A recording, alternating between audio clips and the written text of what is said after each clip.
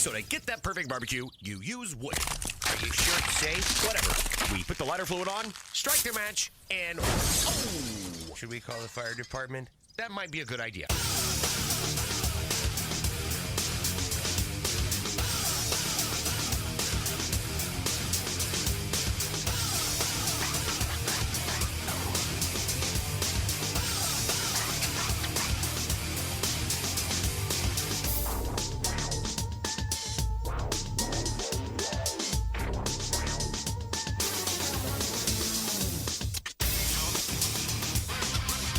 All right, good evening, and welcome to the Really Big Barbecue Central Show. Well, I can tell you right now, this stream is off. Wow, that looks horrible. It's choppy, right? Stream is choppy as hell. All right, hold on. Let me see if I dump one of these, if this doesn't make a complete change for the better. No, it doesn't. All right, hold on. We're just right off the bat. Here we go. We got issues, we got demons, we got technical problems, and so forth. Thank you, Chris Payne, for jumping in. The stream's choppy, right? Am I the only one seeing this or no? Oh, it's horrible. Looks like we just started streaming back in 1997. Oh, my Lord. All right, I'm dumping. I'm done doing all three this time. Craps out my bit rate. We'll see. My upload should be really good. I got like 5 or 6, something like that. Let's see what Kevin has to say. Yeah, I'm good. Should be on there now. Everything looks smooth right now. Okay, hey folks, welcome back. Welcome back. So we are originating this show that talks about all things important in the world of barbecue and grilling from Cleveland, Ohio. It's the barbecue capital of the North Coast, the Rock and Roll Hall of Fame city, the NBA capital of the universe. Other teams are running around making moves at a frantic pace. We're giving away players right now. Dellavedova, beat it. Mozgov, get the F out. Don't want you. Don't need you. We're just biding our time, ready to make some key moves to ensure championships will repeat next year. Here's what's happening on the show, and in case you didn't get the newsletter, a little bit later, in about 10 minutes from now, the normal first Tuesday of the month guest, Ray Lampe, Dr. Barbecue, will join us. That's right. And at 9:35, a somewhat regular guest, the creator of the World Food Championships. He's also instrumental in securing the Sam's Club National Barbecue Tour year after year with the KCBS.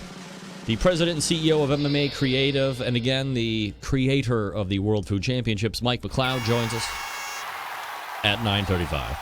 Then we'll move into the second hour where we will find, man, 2 weeks in a row, I get to say it and mean it, legend.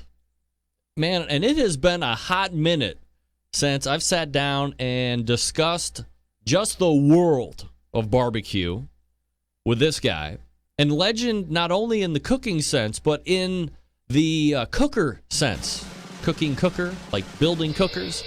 The guy that created the FEC line of cookers, Ed Fast Eddie Marin, joining me at 10:14.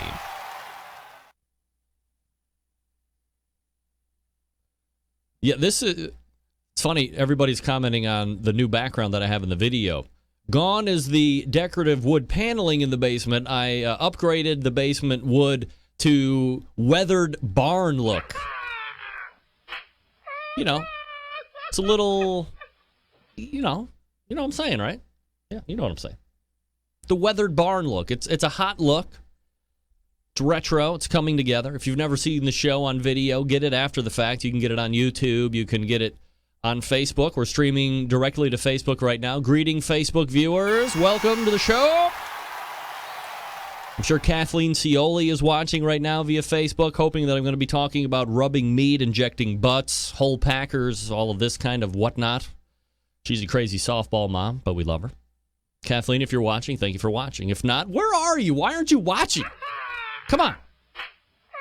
So that's your lineup. If you want to jump in, I'm more than happy to host your phone call or read your email. 216-220-0966, Greg at thebbqcentralshow.com. Let everybody know the show is on. Send them to OutdoorCookingChannel.com. Send them to my website, thebbqcentralshow.com. Send them to Facebook. Share it around if you want.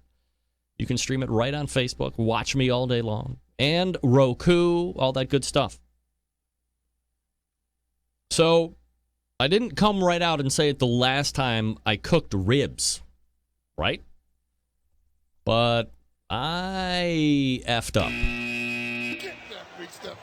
Upon further review, I was so excited to try or use again this new ingredient that Heath Riles has over at Victory Lane Barbecue called the Butter Bath and Rub. I completely forgot the fourth step of my process, or third step, or whatever step it was. It's very important because everybody in the house was like, oh, these taste way different. Now, teetering here and there, you get that every once in a while. But to a woman, because that's all there is in my house except for me. They were like, hey, what did you do different? It's way different. I reevaluated, and I said, hey, this 4th of July, I'm up for rib redemption. Did I screw up so bad last time that you don't even want to bother trying ribs anymore, right? They're like, no, go ahead, give it a whirl. If you screw it up this time, forget it. I was like, okay, So I was going back and trying to figure out what I did last time to make it so unenjoyable. Well, after I took the ribs out of the wrap the last time, I put them right on the plate, cut them, and that was it. I didn't put them back on the smoker for about 35, 40 minutes to re-tighten up, set the sauce, all the good stuff that everybody does. I forgot the last step of the process. Forgetting the last step of the process is not good. It makes women very uncomfortable and angry. Well, I learned my lesson. I put them back on the cooker to tighten up, used the Lang 36-inch to cook the ribs because I love them, man, and they cook fast as hell in there running at 300 degrees. That thing's moving a lot of air. 3 hours tops, and they were absolutely gold. Gold, Daddy, gold. So good. But the tightening up process was key into making the taste come back to where everybody remembered it. Everybody remembered all the good flavor and taste and good spot of tenderness. Not fall off the bone type stuff, but just a nice, very little effort, leaving the bite mark. Oh, man, I'm telling you, it was so good. So good. So, rib redemption is mine. Forget you, ribs. You will not conquer me. As a matter of fact, I conquered you. And now I'm going to conquer this read brought to you by Cook Shack. Cook Shack manufactures smoker ovens for barbecue lovers with any amount of experience. Whether you're a barbecue in the backyard kind of person, maybe you're on the competition circuit, or you're cooking in a 5-star dining facility, Cook Shack has the unit that will do the job, and with a full line of barbecue sauces, spices, pellets, and wood chunks, it's perfect for the one-stop shop as well. Cook Shack strives to be your barbecue resource center by offering cooking classes, online recipes, how-to videos, 2 cooking blogs, smoking, grilling 101s, and a video classroom. Check out their website, cookshack.com, or follow them on these social media type places. Instagrams, the Facebook, the YouTubes, the Twitter, Pinterest, and Google+, just to name a few. Get advice or share your passion for barbecue on the world-class barbecue forum. They still have it. Cook Shack pellet-fired smokers are the choice of champs because they were designed by champ Ed Fast Eddie Morin, who we'll be talking to later in the show.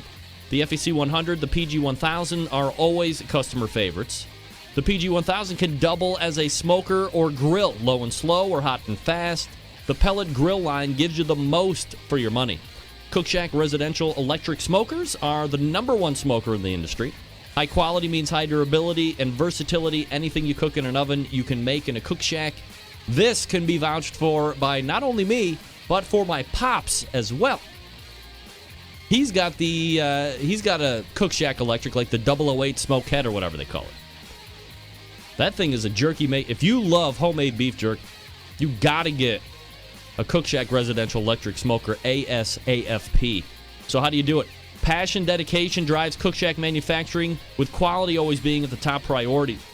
Get the best in barbecue since 1962 and call 800-423-0698. That's 800-423-0698. Or again, visit the website cookshack.com. That's cookshack.com. All right, we're back with Ray Lampe for the Ask Dr. Barbecue segment. I'll be doing a lot of the asking this time around. One thing to review, one thing to inquire about. Your questions as well. You're listening and watching the Barbecue Central show right here on the Barbecue Central Network. Stick around. We'll be right back.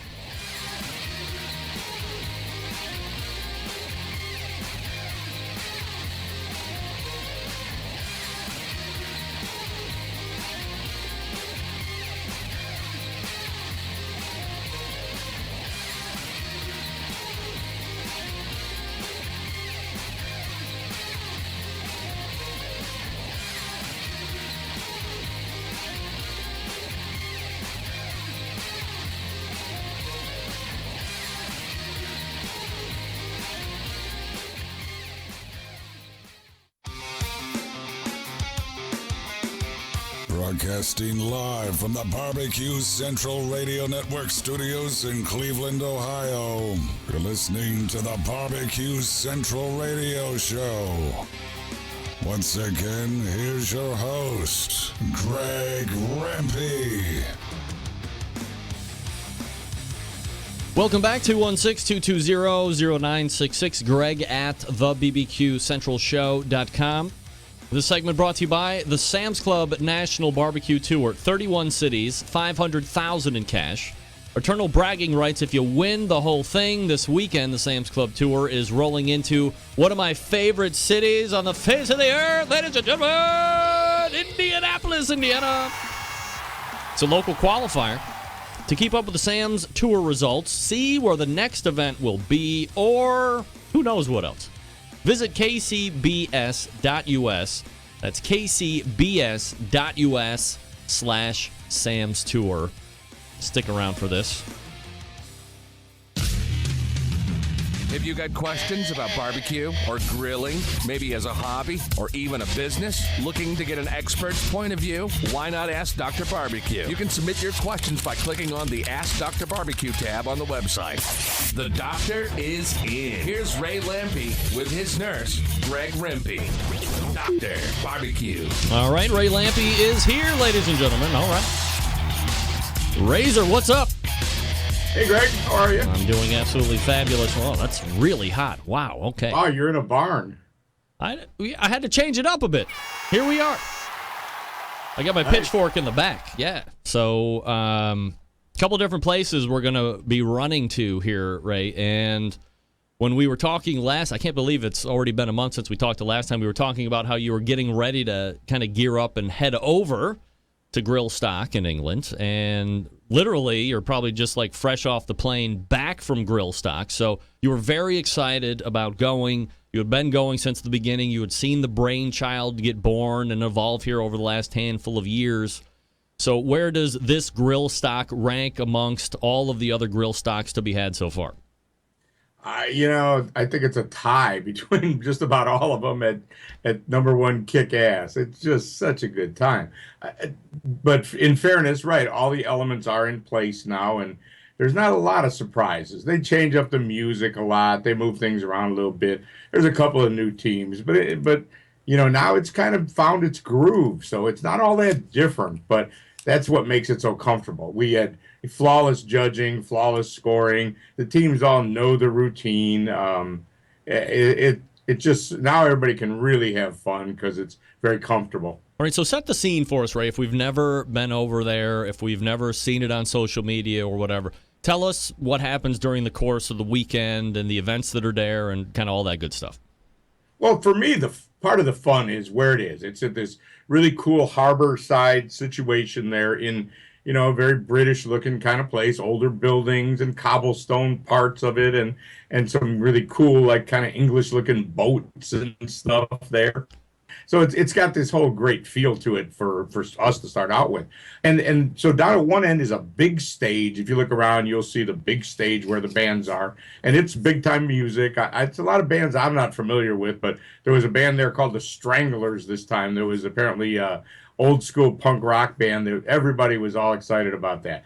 They must have never just made it over to the U.S. much, but so they have good music all on that end, and then all the way on the other end of the festival, and it's about 10,000 people when it's full, is the King of the Grill contest. So we're far enough away from the music. It's really not very annoying, it's part of it.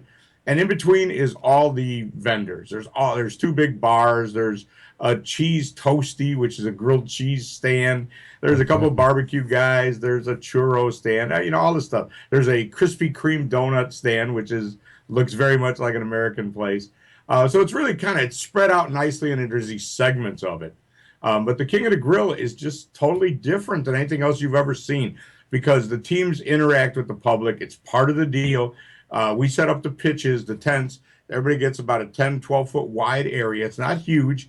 And there's bicycle rack in front of them, and that's it. They're there to talk to the people. And really, if they don't, we don't want them back. The same team, they had 100 people entered, and there's only room for 29. They pick and choose the guys we want that are willing to do it our way, and it makes for a really good time.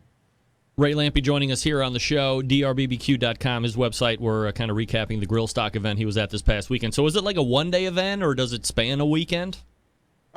All day Saturday, all day Sunday. In the past, they had to end it a little early on Sunday because of the music, laws of the volume. This year, it went till 9 p.m. on Sunday, and then there's what starts as the sponsor party on Friday. But if you buy a ticket for the whole weekend, you get to come to that too. That was about 1,000 people. So yeah, it's a whole weekend.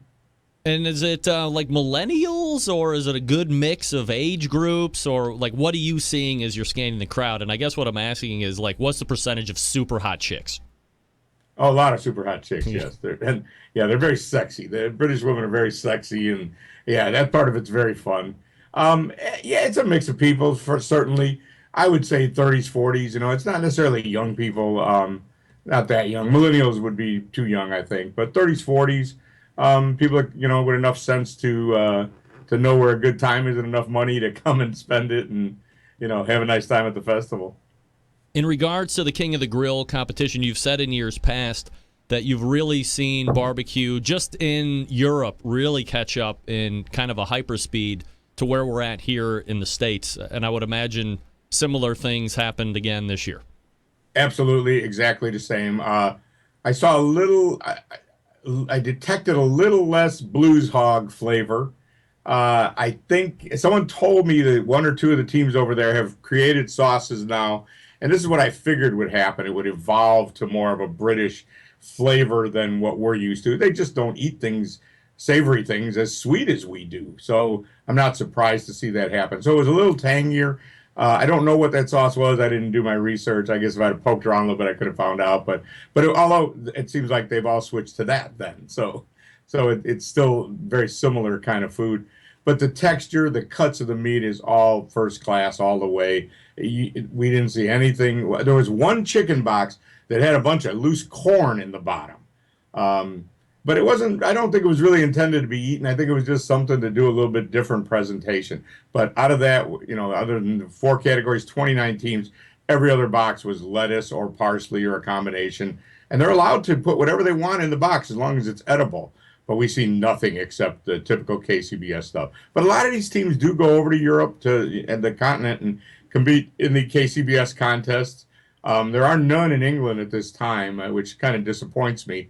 But whatever, it's growing in its own way. But they come over here and compete at the American Royal and the Jack Daniels and stuff. So they're very in tune with what we're doing, and that's what they want to do. Is there any lack of good quality meat to barbecue with there? I know that was a stigma a while back. Have things evolved and kind of caught up over there as well?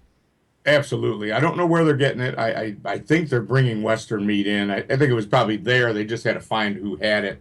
And then get the people to bring the right cuts over. They didn't necessarily want the same cuts that we use. But somehow that's all been worked out. I haven't been involved in it, but I can tell you what I see in the boxes and I see as the guys are trimming their meat and stuff, completely different. The ribs is a perfect example. the ribs look just like they do here. There was some back ribs, mostly spare ribs, meaty as could be, though, big meaty ones like we see here. I don't think those are hogs that are grown in Europe. The first year, they all had these little sort of Danish baby back ribs that had no meat on them, all shiners, because there wasn't demand for it. So why leave the meat on the rib bones if there's no demand for it? It was just kind of a byproduct. I think that's the whole changed. Whether it has really at the supermarket and day-to-day eating over there, my guess would be not. These guys have just all found the sources for the stuff. Ray, I think it was last year there was maybe multiple grill stock events, and I think you said last month there was only going to be one, and this was it. Did they get ahead of themselves a little bit, or they just kind of realize having one big blowout at a central location was a better way to go? Probably both. I don't get too involved in their business. I know, if they'd have been hugely successful, my guess is we'd have had 5 this year. So I think these guys are also in the restaurant business, and they've got a cookbook that came out and food products and a lot of other things. So I think it was more of a drain on the company than it was intended to be. I think they'll always have the original one because it's home and it's part of what they want their brand to be. It's not just about having restaurants. It's grill stock. It's a brand, and I think it took too much of their resources to have the 3 festivals. We laughed about it because the London one was an insane blowout last year, and I thanked them for basically having a giant party for us. But I don't know that even not knowing the business end of it, I don't think I'd tell them to do that again. It was too much. Ray Lampe joining us here on the show. Dr. Barbecue for the traditional first Tuesday of the month Ask Dr. Barbecue segment. All right, Ray, so let's get into this. I don't know how many times I've talked to somebody on this show going, man, not only is the restaurant business on a high level as a whole very dangerous and volatile and all of this other stuff, but then lump into the fact that you put barbecue restaurant on top of that, and it almost makes it, it's a little more niche. Now, I understand we're kind of riding that wave of barbecue being everywhere all the time now. And Ray Lampe has teamed up with Dats for a new restaurant in the Tampa Bay area. So Ray's going to be a restaurant owner. Look at you, throwing caution to the wind. Well, first things first, let me apologize to the thousands of people I have told not to go in the restaurant business. Because I don't think it's a good idea at all. Here's the way to do it. Do it with people that are really good at it. And I was not looking around for any kind of restaurant partner. I not something I wanted to do. As you know, I was involved with the one restaurant in New York, and in a similar fashion, we had a lot of fun up there. But I was not looking to get back in the restaurant business. But I got to be honest, I always in the back of my mind thought it would be fun to have something around here in St. Pete where I could go hang out that was mine. And frankly, I just went and cooked a fundraiser with John Marcus. I think I talked to you right before or after that, I think, didn't I? Right before. And so I was getting calls all from the people in Sarasota right after that. Where can we eat your barbecue? And the answer is you can't unless you cook it yourself. I'll sell you a cookbook and you can cook it in your backyard. So to eliminate that is kind of nice. So I'm not going to say it wasn't like something that I thought maybe magically would happen, but I have no interest in doing it myself. That's not my thing at all. I don't have any experience in the restaurant business. I've been around them a lot, but this is not something I was looking to do. The Dats people, on the other hand, they're really good at it. They've got 3 restaurants in Tampa, Dats, Doe, and one called Rue. And I like all those restaurants. They're really well run. They're really fun, good restaurants. And I've known these folks for a while. They always would call me every time they heard I had a new cookbook and come over and sign books at their restaurant. They'd buy a stack of them. And they're just nice people. So I've known them for a while. And they were looking, I don't know if you're familiar with Tampa and St. Pete. I think you are. Yeah, a little bit. Tampa's over here on the mainland. The bay is there. And then St. Pete is out by the water. So it's one of those situations where it's a 10-minute ride over the bridge over this beautiful body of water. And everybody doesn't think they should ever have to take that drive. They stay on their side and we stay on our side. So the restaurants are all in Tampa, but there's a lot going on in St. Pete. So they have this opportunity. They were like, well, we think we should open some more restaurants now. They say that they're in a real good place, and they wanted to open in St. Pete. So they're looking around over here with the potential of opening another Dats. And they said, well, geez, there's not a lot of barbecue restaurants around. Maybe we should have one. And he said, let's call Ray and see if he's interested. And they called me out of the blue. The only reason I'm really doing it is because these people are such nice people, and good restaurant people. That's funny. I was just telling somebody after about a half dozen meetings with him, I told Sandy, I said, my bullshit meter is on 0 with these folks. So I think this might be a good idea. They're just really nice people. They know how to run restaurants. I'm not going to be doing any hiring and firing. I'm not going to have to fix the toilet. I'm going to just do what I do. They get it. They understand what I bring to the table. To them, I'm marketing. I will be in charge. I'll handle the menu. I'll handle all the recipes. I will walk in that kitchen and taste everything on the table every time I walk in the restaurant. But the best thing I can do for them is promote it. So you're going to be quality control. You're going to be making the menu happen. Do you have stake in the restaurant as well? I mean, is there a business potential deficit or gain for you to being involved with these guys? Yeah, of course there is. I'm not going too far out on a limb, but yeah, I wouldn't do it if it wasn't for getting paid. I don't want to become like Myron, but yeah, you can't do something like this. A bunch of money's going to change hands, so I got to get some of it. But yeah, it's pretty simple though. It's not a big, for me, it's not a big greedy situation. It's really more about the fun of having a restaurant. And we're not sure it's going to be in St. Petersburg. We really got a little ahead of ourselves in announcing it because we've been to Memphis together. We've been to Kansas City together, eating in the last couple months. We've eaten in every restaurant around town. We've been looking at real estate together. Somebody's going to figure this out at some point. So we figured we should just announce it on our own terms. So we are a little ahead of ourselves.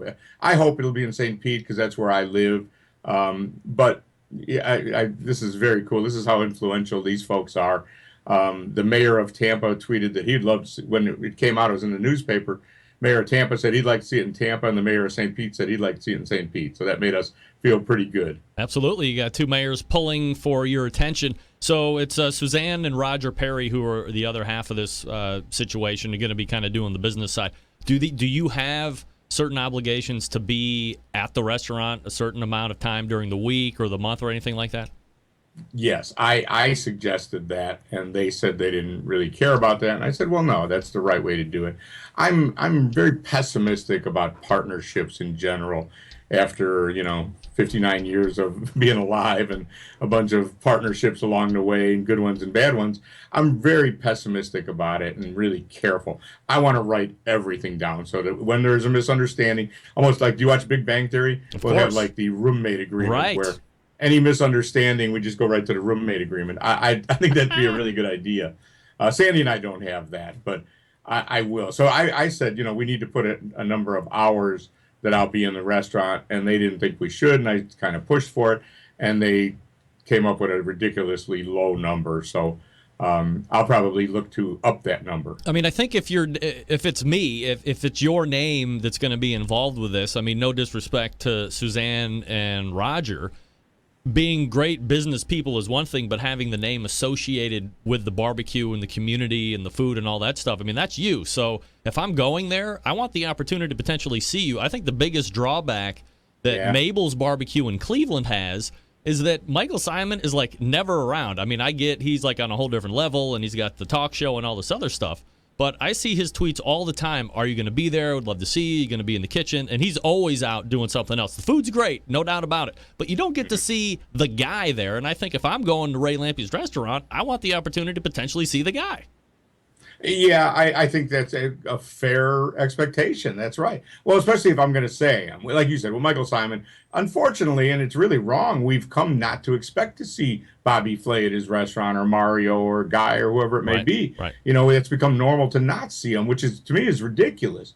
When I worked for Justin Timberlake's restaurant, people would come in all the time expecting Justin was going to be there. And, he wasn't there. And then they expected his mom was there and his grandma. And, I know it's not a realistic expectation anymore, but I don't, for me, absolutely. It's part of the deal.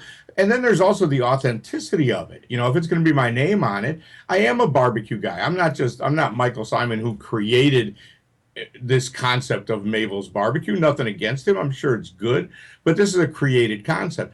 I'm on record for a lot of years about how I like to do things. So if I tell you, whatever it may be, I always have talked about using hickory and cherry wood in a combination. Well, if you come in my restaurant and we're using pecan wood because we just didn't, the people that the restaurant don't know that I've been for 20 years telling people to use cherry and hickory, and I'm just using that as an example. Hell, we might use pecan, but it'll be because I decided we did, not because they just changed it on me when I wasn't there paying attention.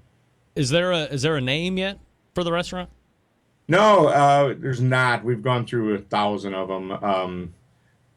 Yeah, it's well, although I really think it's kind of cool because one of the things that I cite often for people that shouldn't go in the restaurant business is they have a name before anything, before they even know, what jurisdiction or have called the health department or, thought about hiring anybody.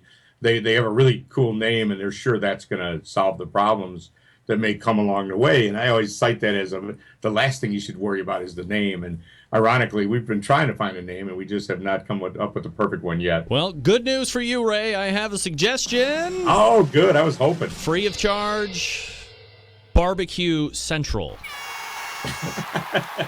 It's got a ring to it. I don't know. Well, and amazingly, one of the main drags with all the restaurants on it in St. Petersburg is Central Avenue. See? I mean, it's like kismet. I know. Do you have the .com or is it available? Well, I mean, I have the bbqcentralshow.com, so I'm sure Barbecue Central. If it's not available, you can probably buy it for $60 or $70 from the douche that has it that really isn't ever going to use it anyway, and you're just holding it right now. Yeah, right. That guy. It's probably John Dawson, Patio Daddio, buying it up right now to resell it at a later date. All right. So, do we have opening times or anything like that yet? We're close. We've looked at a lot of real estate. It's a tough decision. There's, it's not, the beauty of these are serious restaurant people. We're not just looking for a cheap place that we're going to magically make it work in a horrible location. So we're looking at high profile locations and big buildings. And, so it's tough, but I think once we have the building, we're thinking we can do it in about 4 months. So, what's to now? July, before the end of the year, I'm hoping.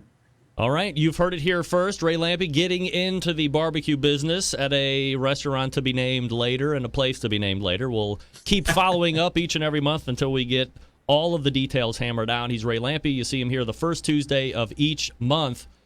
Ray, always appreciate the time. Congratulations on the restaurant. We'll talk to you again next month. Thanks, Rick. I appreciate it, man. You got we'll it. See you soon. There he is, Ray Lampe. Restaurateur Ray Lampe. I've heard him tell people 50 times in the Ask Dr. Barbecue segments, you want some advice about opening a barbecue restaurant? Yeah, don't do that.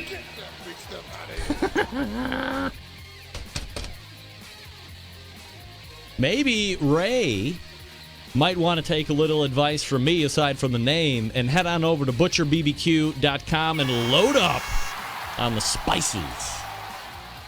That's right, the spices, the rubs, the injections, the bird boosters, all that good stuff. Not only can it help restaurateurs, it can help backyard people like me. It helped me just Monday. That was yesterday.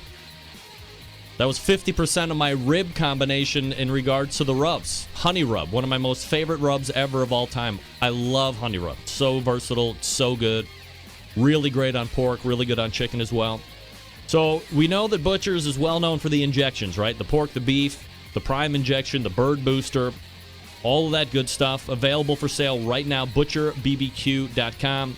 If you are looking for the rub or the sauce, friends, you've hit the mother load here as well. Butcher Barbecue, a full line of award-winning rubs and sauces. One of my favorite rubs, aside from the honey rub, is the steak and brisket rub. And then you have the new rubs as well that have been released here a handful of months ago. Chipotle, the secret rub, the triple secret pitmaster's rub, as I like to call it. The cherry and the pecan. And last but not least, the sweet barbecue sauce.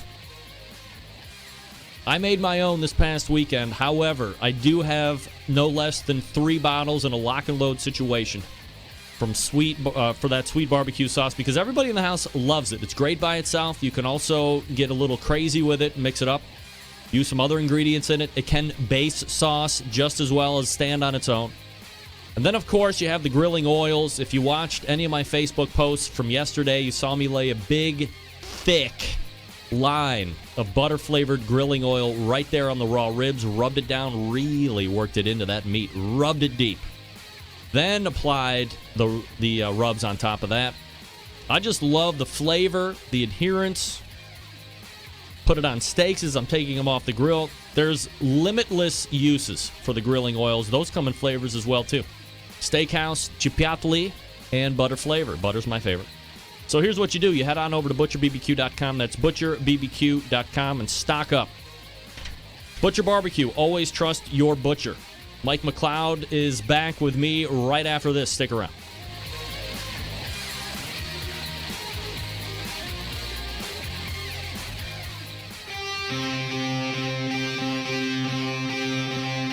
Get in the smoke. Call 877-448-0433 to get on the air. Now, here's your host, Greg Rempe.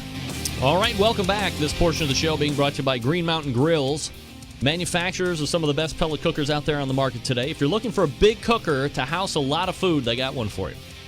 If you're looking for something medium-sized, my brother's got one of those.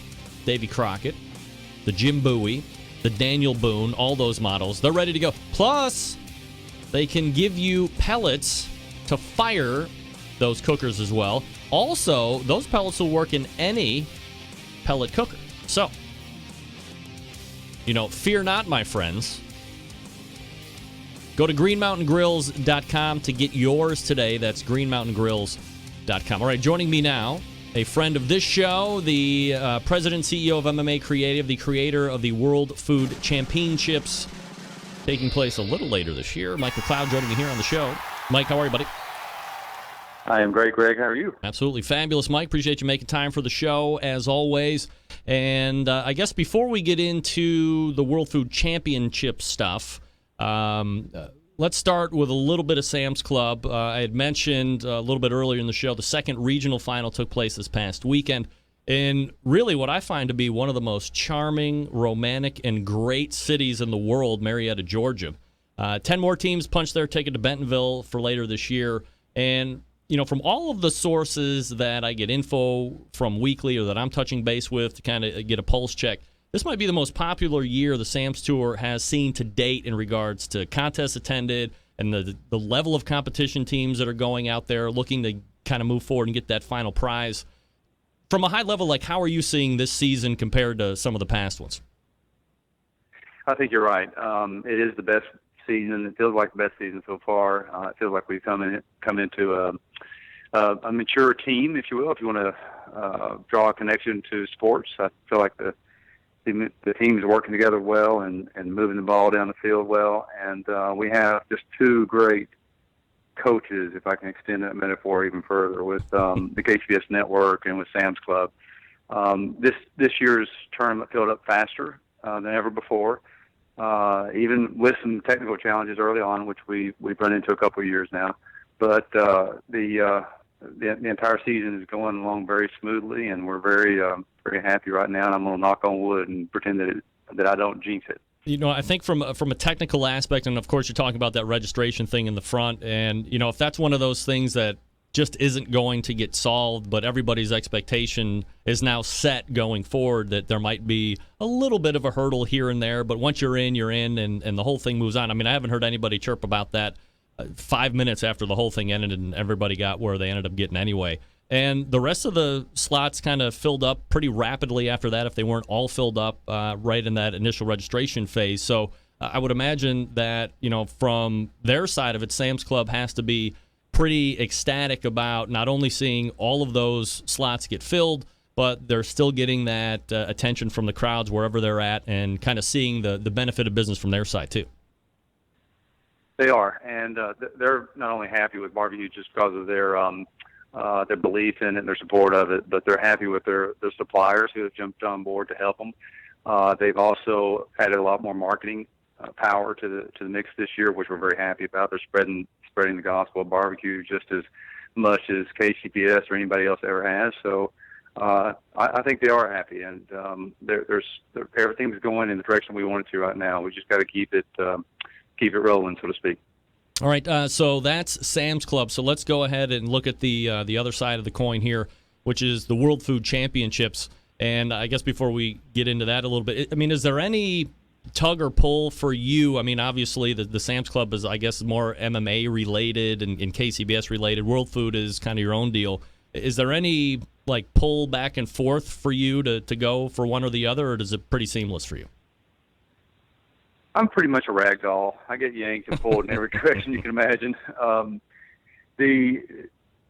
You know me pretty well by now, Greg. I've just decided to devote my career to food sport, and some days, every day, that involves some KCBS and involves some Sam's Club and involves some World Food Championships. The World Food Championships takes a little bit more efforting and a little bit more ideation and ingenuity right now, because we continue to evolve and try to make it better and try to make the system just as smooth as KCBS has made its sanctioning process, just as smooth as we've made the operational logistics behind the Sam's Club Tour. In the World Food Championships, the difference is we're dealing with more than barbecue. We're dealing with 9 disciplines of food, 400 and something teams throughout the world from 20 countries and 45 states, and we're dealing with 3 layers of challenges in the tournament. So it's a big Rubik's Cube. We feel like we've got about 5 of the 6 sides figured out right now, and I think this year at our 5th anniversary we're going to try to close it up and make it a really, really solid game plan. Mike, you have kind of a legacy opportunity with World Food Championships. Do you think, as things continue to build, as you said, you're getting into your 6th year now, where if this thing really takes off, you would have to kind of step away full-time from the MMA stuff and do World Food Championships full-time and really push that forward and that vision forward? It's a possibility. I mean, the same thing could happen if Sam's Club wanted to ramp up the tour and go to 60 cities versus 30 cities. If KCBS's international growth continues to expand rapidly, we could get pulled overseas more. I've had a company that's grown and right-sized itself numerous times over the last 25 years. So I'm not afraid of growth. I'm not afraid of expanding. I'm not afraid of change. And for me right now, as an entrepreneur who feels like he's in his prime, I don't see jumping into one boat or just one opportunity. But I'm not going to say that it's not possible. The World Food Championships has a chance to really become another major platform. Like I'm going to use the word NFL, even though you and I both know it'll probably never be that big. But we certainly want to be the Olympics of food. And there's no reason, if you can have a speed week around guys who drive a car in a circle, there's no reason we can't have a food week and go 2 weekends and 10 days and maybe have 20 categories and have $1 million prize purse and have every major corporate food-oriented type company involved. It's just a matter of getting there. It's a matter of maturing and bringing on the right team members and expanding at the right time and continuing to be liquid and be agile and be thought-provoking. So I hope that I can continue to shepherd it to where it is kind of a legacy play. But I expect to always be in barbecue. You know, I've always told people, once you get into barbecue, it's like when barbecue gets in your blood, it's like smoke in your clothes. It's hard to get out. So I don't see myself getting out of it anytime soon. Mike McLeod joining me here on the show. Mike, as far as the World Food Championships is concerned, we're kind of building into that finals, which takes place this year on November. I'm drawing a blank here. I just had it. 15th. Yeah, November 15th. November 15th. So we are currently right now. You're running the Destination America World Food Championships, which was obviously showcasing what happened last year. And that started June 11th. That goes through the 9th. That runs 10 p.m. Eastern on Destination America. So how are you? And you did that the year before as well. So, if you can, we compared Sam's seasons year over year just a couple minutes ago. So as you look at this TV show as it's unfolding versus the last one, do you see a lot of similarities? Do you see some better, some worse? What are you thinking?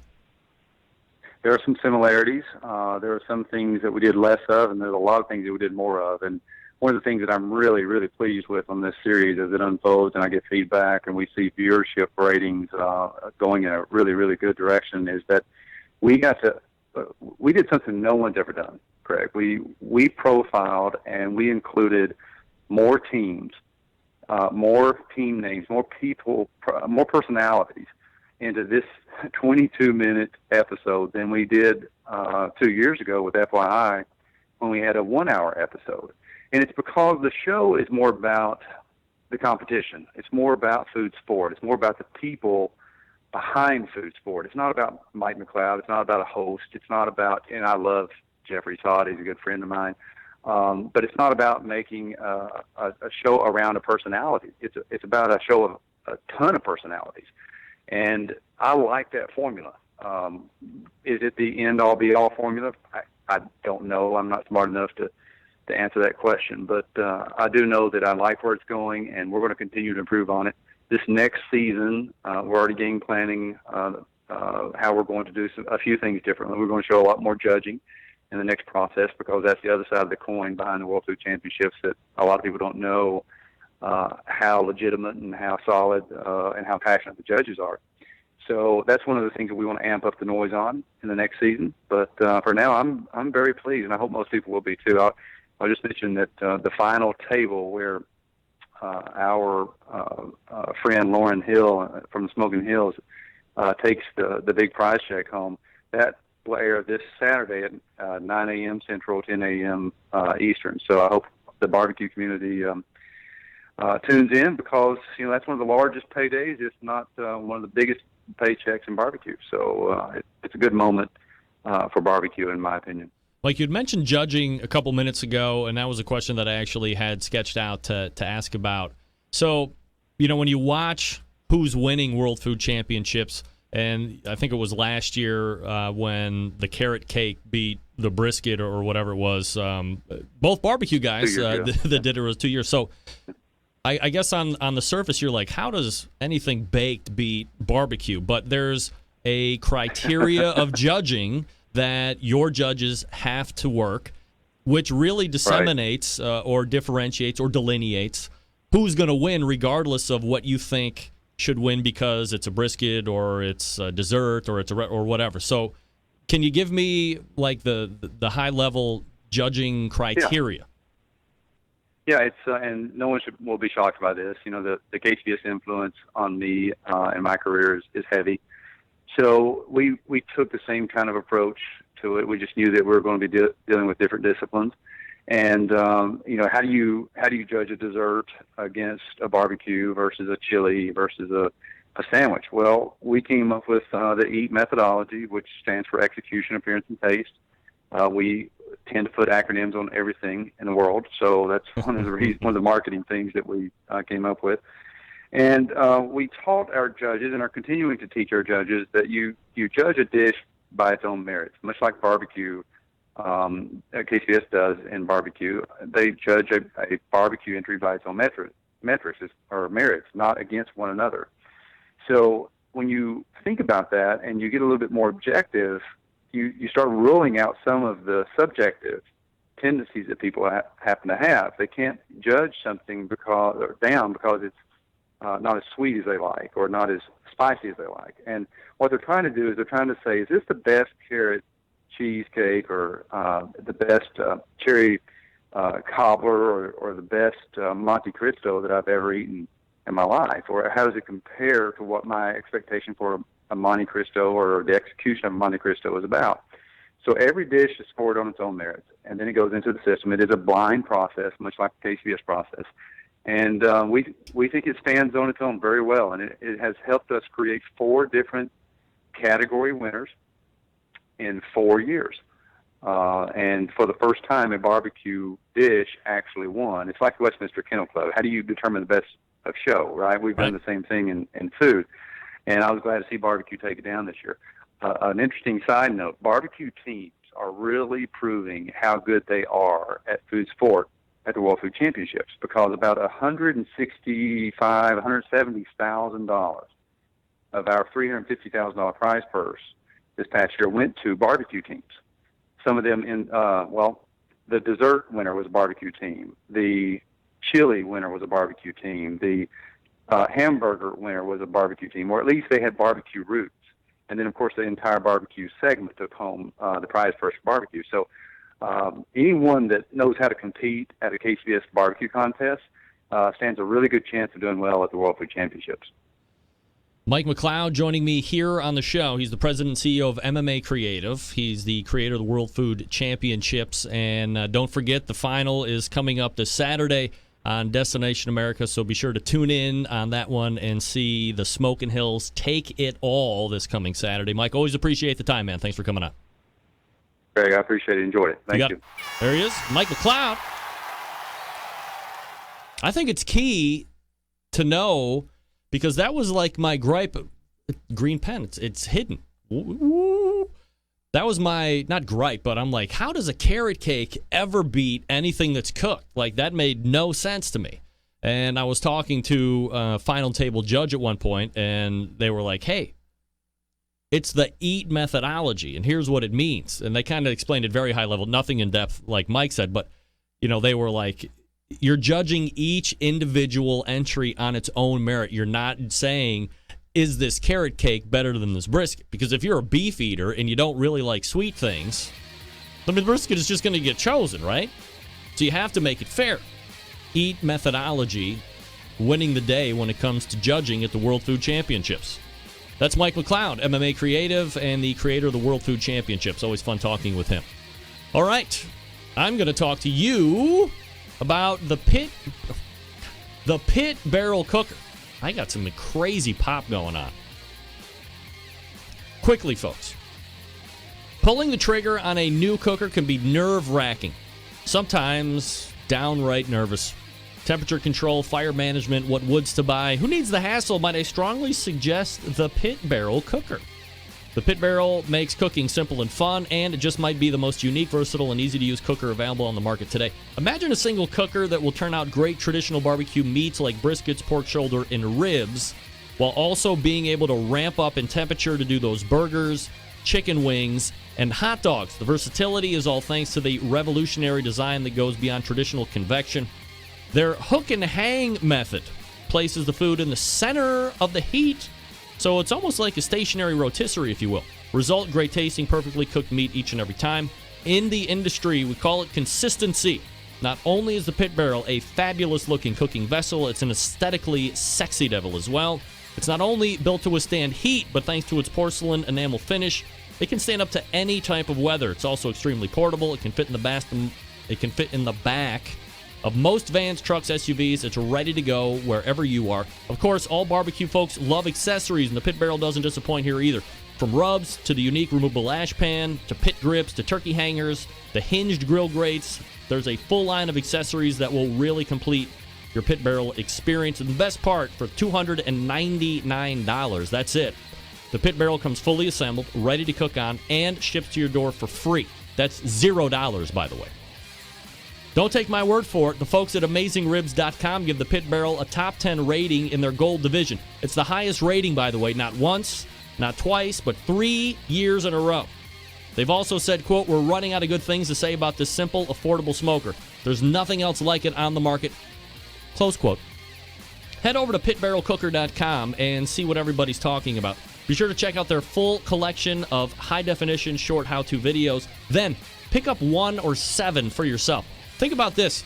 If you pick up 7, it's only $2,100 for 7. That won't even get you half of some of those big stick throwers. If you have any questions, contact them through the website or call them. 502-228-1222. 502-228-1222. And yes, they'll actually talk to you. Find out what great customer service is all about. Pit Barrel Cooker. Stick around. We'll be right back.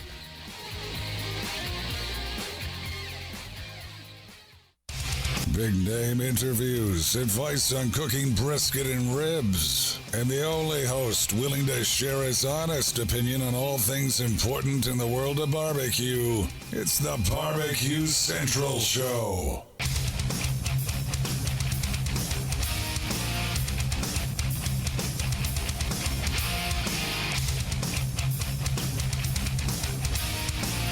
All right, welcome back. 216-220-0966. Greg at thebbqcentralshow.com, your email address. I'm getting some compliments on the tan. That, by the way, is not Florida tan. No. I was inside in the convention center. So unless UV rays make it through 8 feet of concrete and underneath the ground. Although I did get a little at the pool at the Red Roof Inn. That sexy pool. It's mostly softball dad tan. Sitting out there in the blazing sun, watching your youngest daughter get her head beat in. Get that big stuff out of here. That's all right. They try. Well, she tries. All right. Mike McLeod was in. Ray Lampe was in. How about that? Ray Lampe is going to be opening a restaurant Okay, well, what do we know about restaurants? So let's just safely say this. Ray Lampe will be opening up a restaurant first quarter next year. Book it. Cavs in 6, book it. Ray Lampe first quarter next year, book it. I'll be like 2 for 2. You guys are crazy. You guys are crazy in the chat. So crazy. Where are we at? All right, we got a couple. Let me see what we got going here. The World Food Championships, by the way, is in Celebration, Florida, which is kind of by Kissimmee, which is also like Disney World. So if you're in that general area, check it out.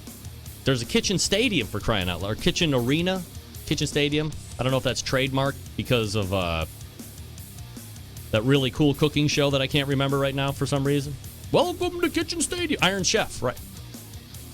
So check it out. November 18th, is that what he said? I had it somewhere. Oh, no, I already. And don't forget, the World Food Championships TV show final is at 10 o'clock Saturday. Watch Lauryn Hill. Take it. Take it. Big check, too. Who doesn't love big checks? Do you take the big check to the bank?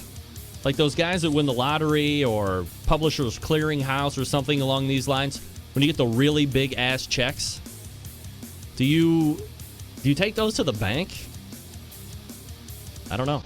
All right, we're going to get ready for the second hour. Refresh libations, folks. We got a legend coming up in the second hour, Ed Marin. Until then, I bid you adieu. You're listening and watching the Barbecue Central Show right here on the Barbecue Central Network. Stick around. We'll be right back.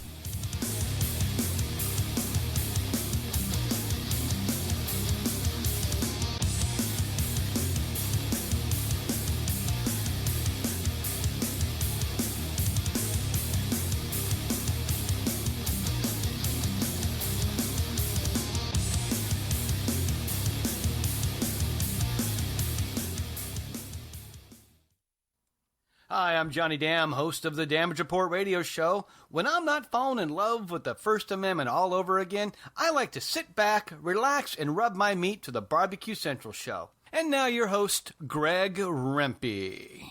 Go, Greg. Yeah, rub that meat. Happy to have you aboard here for the really big barbecue show. Boing. We cook because we have to, and we grill because we want to. Hit me! Fine, how you doing? You have a great show. I'm a big fan. Boing. So what seems to be the problem here? This man looks like he's dead, and he's in the crackle. Charbono! It's all about the Charbono, dude! Succulent fish. What? He ate 54 wieners. But listen, Lavernius, shut your face. I'm shaking like a dog shit peach seeds. We have top men working on it right now. Top men.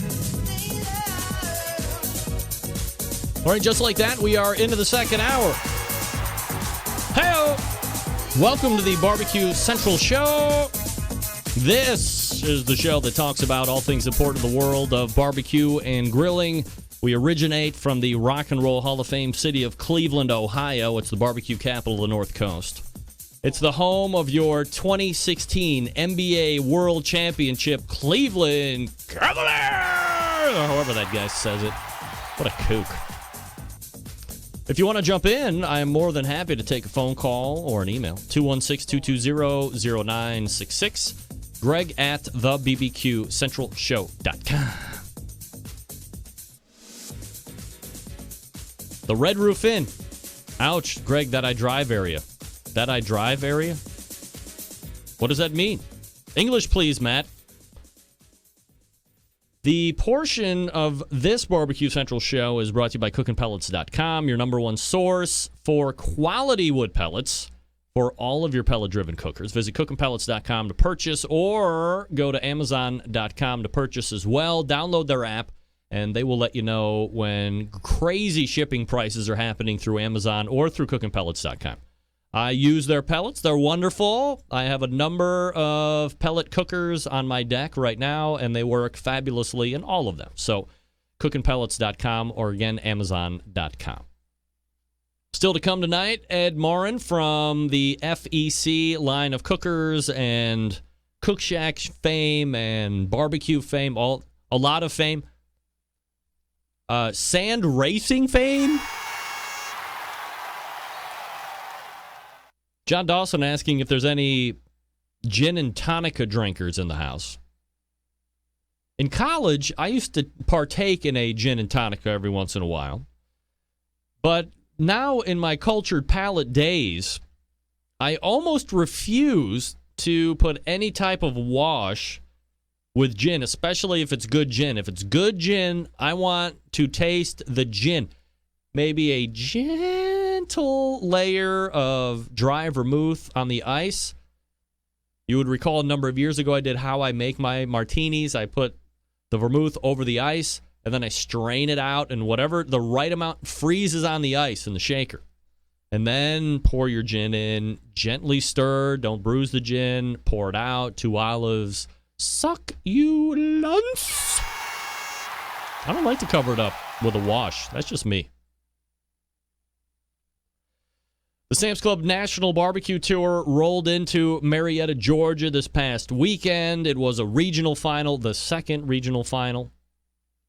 It feeds the Bentonville, Arkansas National Final. Not 6 teams, 10 teams moving on to the Bentonville Regional. The Bentonville National Final are taking it in grand championship fashion.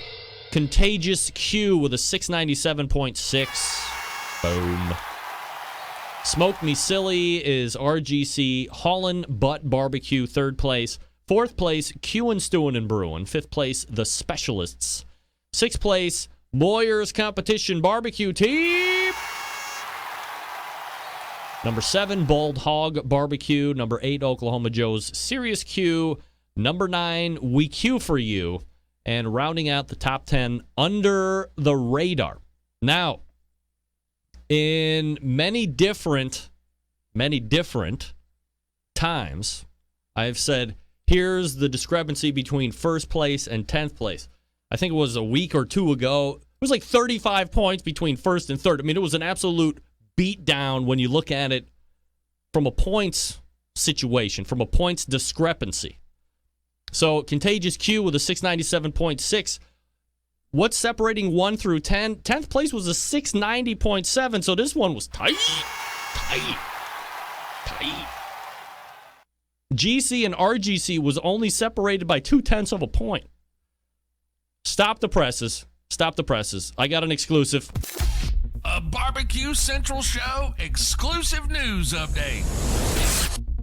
Folks, Greg Rempe reporting from the breaking news desk here in Cleveland, Ohio. A celebrity has made it in to the chat room. Ladies and gentlemen, please welcome my best friend ever, and I'm not even kidding, Seth Sanders! Are you kidding me? You're on Facebook, right? You're streaming this show on Facebook. I know it. What's up, Seth Sanders? Seth Sanders is in. Mine's. It's my bag, Seth. It's my bag. Can't believe Seth Sanders is in here. What's up, man? What's good? Love Seth. All right, so the next Sam's Club stop is this coming weekend, 7/9. That's July 9th. 1 day shy of the best day ever on the face of the earth, which is July 10th. And again, that particular competition, which is a local qualifier, going to be in one of my most favorite cities ever. If you've never been to Indianapolis, Indiana, I mean, look out. I love it. I love Indy. Who doesn't love Indy? Never been to Indy? Man, it's got that small town feel, but it's got big upside. Oh, it's got one of the best independently owned steakhouses in the country. St. Elmo Steakhouse. Go get it. I mean, the steak is great. The best thing on the menu is the shrimp cocktail. You always see when they have Monday Night Football in Indianapolis, they always got a camera on the shrimp cocktail window. They have a whole section out area in the restaurant for people to just watch them make it. It's awesome. I love it. All right, so I got a couple minutes. Here's how wacky politics is, and this is not going to be a political take. But I was at the B Spot, which is Michael Simon's burger restaurant in Strongsville, coming back from a softball thing on Saturday, and I took a bunch of my oldest daughter's friends. There were 5 of us in total. We stopped down. We're going to get a burger. I make a post. I'm at B Spot, blah, blah, blah, at Chef Simon, at B Spot. Michael Simon, replies back in 6 minutes. He's very diligent on his social media. He will interact with you. Very good guy. Replied back quickly, enjoy. So he saw it. It was great. And all of a sudden, the next day, my Twitter is blowing up like I've never seen it before. And it is hate.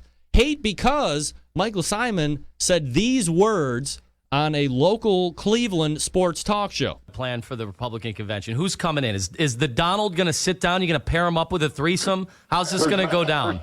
Dude, there's not a chance I let him into one of my restaurants. Come on, Michael. Oh, wow. Wait a second. He just says, if you miss it, I was totally not hip to the fact that he said that he would not have Donald Trump in any of his restaurants, but he just said it. He's like, I will not have him. Not a political thing, according to him, not Democrat, not Republican thing, just I think the guy's kind of creepy. He said it later on in the interview that he thought he was kind of creepy. Somehow, my post saying that I'm at his restaurant getting a burger, I got one of the biggest backlashes coming at me. I told Donald Trump he wasn't allowed on the Barbecue Central show, or so. I got lumped in because I was just, hey, Democrat, Republican, Asian, Black, Chinese, it don't matter. I want a good burger. It don't matter. I'm good. If you have a restaurant and you got a big name and you say you're going to not take on the Democratic nominee or the Republican nominee or the Libertarian nominee, that's your business. If it's a good burger, I'm going to eat that mother effer. I love a good burger, and B Spot makes a good burger, so I didn't know. I was getting obliterated. He's a patriot. Donald Trump's a patriot. You hate everybody. Blah, blah, blah. I mean, it was getting retweeted and shared and live. I was like, how did I get involved in this? I just wanted to eat a healthy burger. Watch out. Watch out. Look out. You can get attacked on social media. People are very tough when they are not in front of your face. Yeah, I said it. You got a bunch of keyboard commandos ready to throw down on you. The problem is I don't ever want to get too crazy because some of those people might be hackers and they could take all of my 20s and 40s of dollars. I need that money. So be careful. If you're going to post something, restaurant you're at, make sure they didn't say anything bad about somebody because people will troll the internet ready to throw down. Most of these people never even met Donald Trump. Don't even know him. But they have no problem kicking me right in my internet testicles. It's crazy. That's crazy. Yeah, I would do it. Meanwhile, I just got retweeted and retweeted and retweeted like crazy. Who's the winner, bitch? The Chops Power Injector System is the NBBQA 2015 and 16 barbecue tool of the year. They come in 3 awesome sizes to fit your injecting needs, from backyard cooks to the caterers to the restaurants, all that stuff. They got 3 different sizes. Number one seller is the half-gallon Chops Power Injector System, designed for competitions or to pump up the backyard warrior, just like me. Easy to use, right? Clean it, fill it, pump it, and go. If you have one brisket or a pork shoulder to do, you don't need to fill it all the way up. Just put in what you need. It's going to use it all. It comes with 14-gauge needles, 2 replacement plastic needle adapters, 3 plug screws, and a needle protector. $100 plus shipping anywhere. The 1-gallon Chops Power Injector System, designed for catering and bigger jobs, holds double the amount of the half-gallon, obviously. Some use in competitions, like when you're cooking MBN whole hog, or 10 shoulders to get that perfect one. Comes with 14-gauge needles, 2 replacement plastic needle adapters, 3 plug screws, and a needle protector. $120 plus shipping anywhere. The newest one is the Chops Full Power Injector System. It's the electric and commercial competition Big Daddy. Not a holding tank this time around, but a 3.5-foot pickup tube that you can put in any size container, from a few ounces to a 55-gallon drum. It was originally designed for Chef Rob at the best barbecue restaurant in Kansas City, and he said time and time again that with the Chops Full Power Injector System, his briskets are better than ever. It comes with metal needle adapters, 14-gauge needles, 3-inch 12-gauge needles, 2-inch 11.5-gauge needles, 3 plug screws, a needle protector. It's $325 plus shipping anywhere. That's right. Number of the top pit masters in the world are using the Chops Power Injector System. Here's the thing. We live in a foodie world that requires flavor in every bite. This is how you do it and do it fast. It's not just for meat either. How about an alcohol-infused watermelon? You can do it with the Chops Power Injector System. Every injector hand-assembled in Kansas City, Missouri, USA. Extra accessories if you want them. They got them. You want to shoot medium ground spices, they have you covered for that. They got 2, 3, 4-inch 12-gauge needles. They sell replacement stock needle adapters and plug screws. They have a great upgrade to make the Chops Injector bulletproof. Metal needle adapters. How about that? Go to barbecuekansascity.com. That's barbecue with a Q. BARBEQUE. barbecuekansascity.com and hook up with the Chops Power Injector System. You'll wonder how you ever got away with just one friggin' needle. Take it to the bank. We're back with Fast Eddie. What? Fast Eddie! Right after this. Stick around. I'll be right back.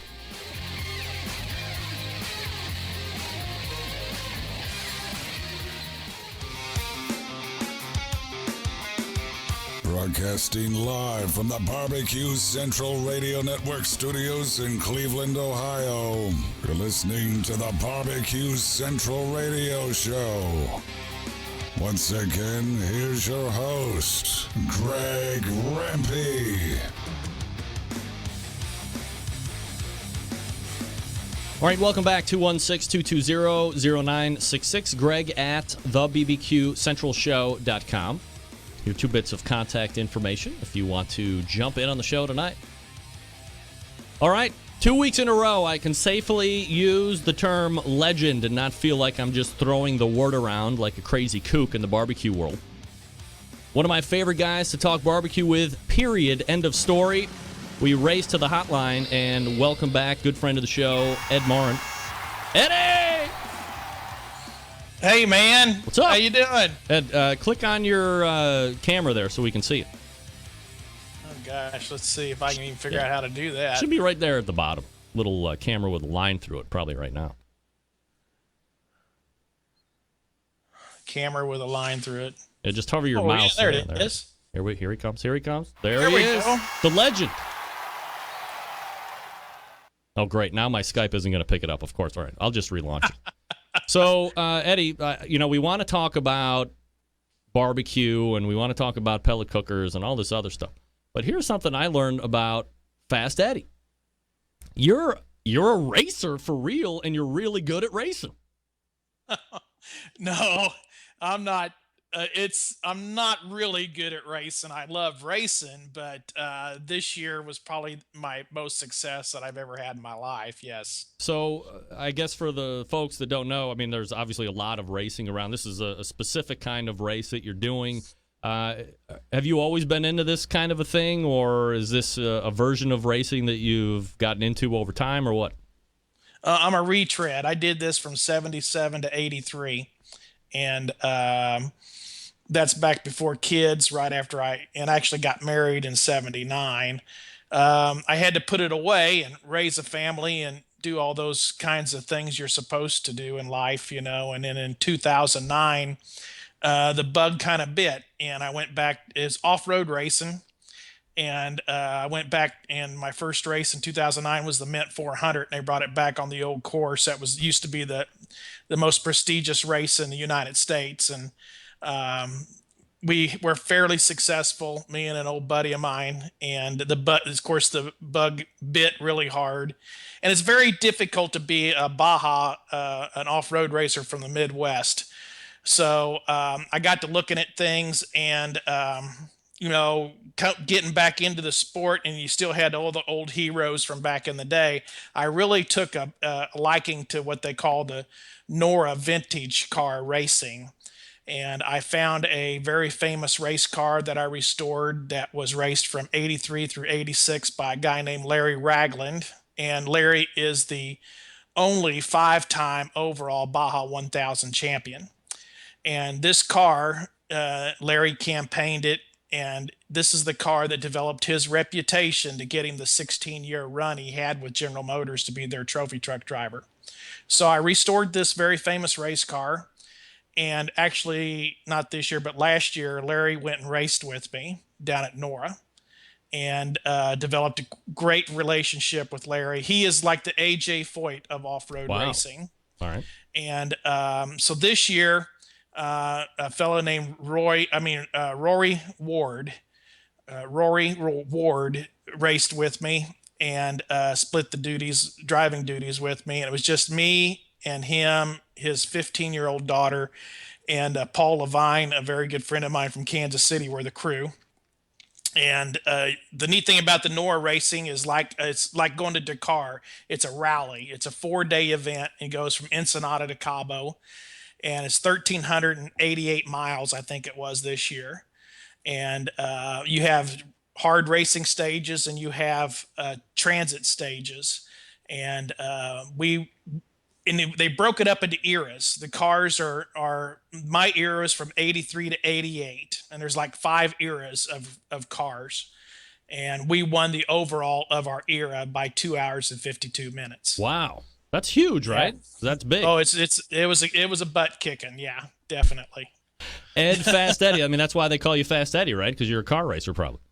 Well, that's really, that's why I got the nickname Fast Eddie. I mean, it's not because of barbecue and other. It's because my passion for wheels, and I love anything with a steering wheel and driving hard. So this got me to go back to that. And of course, successful business gave me the financing to be able to do this, and I had a wife that allowed me to do this, which is a big deal. I mean, everybody wants their husband running in the middle of Mexico up in the mountains of nowhere, driving the wheels off something, don't they? Oh yeah, very safe. It sounds like. My Lord, you got a good one there, no doubt about it, Eddie. So, well, I'm an adrenaline junkie. That's that fire department thing, and you gotta, you're always looking for something that gets the blood pumping. Barbecue's fun and great and all, but it just doesn't get the jive of happening, No doubt about it. So let's transition back into barbecue just for a second, and let's kind of roll it all the way back here, back to the days when, you were paying Traeger like a royalty to use that whole auger system and the FE cookers. And, now you look at the pellet market and being one of the pioneers in the industry, as someone who really believed that pellets were going to be the way of the future, how do you view the segment right now, and what are your thoughts of its growth here, especially over the last 5 to 7 years or so? Oh, I think once Traeger's patent ran out and all these other companies came in, a lot more marketing money came in. And of course, Traeger itself changed hands with some investment groups that have poured some money into it. It's finally going where I think it's starting to make some momentum. It's not even scratched the surface yet, but it is starting to move on. You're getting ready to hear a whole lot more about it. A lot of people don't know this. I'm going to tell it right here on your show tonight. We are now the pit of choice for Dickey's Barbecue. Really? They use the FEC 300. So Dickey's Barbecue is the largest barbecue chain in the U.S. at about 576 stores, I think they're at now. And we talked to them on and off for years, and actually about 18, 20 months ago, they started testing one of our smokers. And actually, we kind of told them to go away. They were such a pain in the butt. But they did understand one thing. When you get to that size, they understood what the pellet concept took care of. They understood all the things, all the problems that they were having out in the industry that I always knew was coming down the pipe was, number one, consistency, number two, storage, number three, dealing with all this hot ash and catching places on fire and their insurance and all that, health departments, storage. I mean, when you start looking at everything that the pellet thing does, and then even the deal environmentally with all the heavy smoke that the offsets are putting out, where you're not offending your neighbor now by, we're putting smoke out where we don't have the heavy particulates, and you're not going to have the guy next door complaining, and I mean, it's just one thing and after another. They finally realized what this would do, and it took them about another 10, 12 months to come around. And they've also talked to several other companies, and there's been some companies out there trying to develop a pellet cooker. And I think they're going to have somebody else as a second choice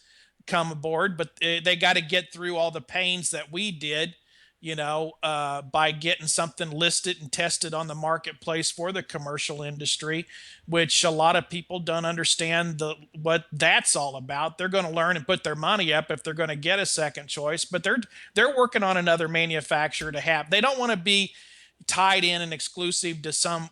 They want, like the explanation was, well, we've got two brisket vendors. We buy 80% one place and we have somebody else as a backup. And I kind of get that, but it's going to be pretty hard to beat all the years that we've put into it, and how it works and how it cooks and everything. And right now, nobody else has gotten that listing and gotten it done. And now with our controls, with the IQ5 and being able to record and 3-step cooking and everything that it does, I mean, God bless them. Good luck, and you got a lot of catching up to do. So if I was going to be opening a Dickey's location, I am then mandated to take on an FE cooker with the whole development? If you're a brand new franchisee, they have their new concept and the new store design, and it has the pellet cooker in it. Yes. Wow. So I mean, that's a really big deal for you guys, right? Yes, it is. I mean, when you think they say they're going to try to open like 170 stores this year. Wow. We'll see if they get to it, but I'll tell you the rate that we're making them, they might get there. So is it like do they have multiple units or multiple cookers in each location, or is it just like no, one's right enough? Right now they're running on the FEC 300 is the unit that they're using. They're the FEC 240. We may come up with a secondary design of it because it rolls through that 36-inch door. So it might be a twin of that or something. We're working with them on doing some updating for that. We always feel that the FEC 240 fits more the footprint, and have two of them or some that size would be the best for those type of operations. We sell a lot of them in Europe. I've got them in downtown London. I mean, the European market loves the pellet thing especially. And here again, we're not being offensive with the smoke. It's funny. Last year last Labor Day weekend, we were going through London and with our distributor over there, and I got a 120 in this basement, and we're right in the financial district of downtown London, and he's pointing where he's got my pellet cookers all at. I'm telling you what, that was very, very cool. Knowing and how restrictive that they are over there, and we got this equipment all over there, and I'm telling you, we haven't scratched the surface of this pellet thing, and people are just going to see more and more of it, and the convenience, it's good food. Is it the greatest? This is the best food. It's very good food. We've won our share of awards out there. I'm not going to sit here. I mean, it's all subjective, but I will tell you this: for the commercial world, we solve the problems, and you're going to have very good food out there. I mean, Dickey's is Dickey's. They got their seasoning. They've got some people are going to like them, so they're okay.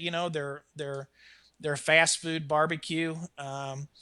Everybody wants to be the Subway of this world out there in the franchise world. I mean, that Subway comes off a lot of people's lips. Hell yeah. And everybody like to be a Subway, and they like to, have them type of locations everywhere. And these folks might be able to do that. I'll tell you, they are growing like a weed. Is there any like internal struggle with you where maybe you're a barbecue guy and you know good barbecue? Do you even factor that into? Is it all just business and we're going to push them out? We're going to sell you these cookers and that's it. And if you make crappy barbecue or you make great barbecue, it's completely independent of the cooker. Oh no! Well, I've tasted some of the worst food in the world off my pit. I mean, it's going to make great food, and it's what happens once it comes out of that pit till it makes it to the customer. That's a big part of the issues out there in this world, and I understand people got to make money, and hopefully, I like Dickey's tries to do, without reheats. They try to do a cook and hold type deal. They want to try to be as fresh as possible. They get that. Will their franchisees hold to that? I mean, they've got to pay their bills. They're taught that in their school. But they're independent operators, and and how they treat the customer and everything. It's a finicky thing out there. And of course, I like to try to think if we talk with them. I cook for these people. I was, demoing Whole Foods while I was up in the NRA show in Chicago. And a lot of personnel and people change and things like that. But it's pretty interesting when you serve a guy a brisket and he's tasting it and he's looking at his chef and he's going, why aren't we serving this? I can show them what good food is. It's what they take and go beyond that. It's finally up to them.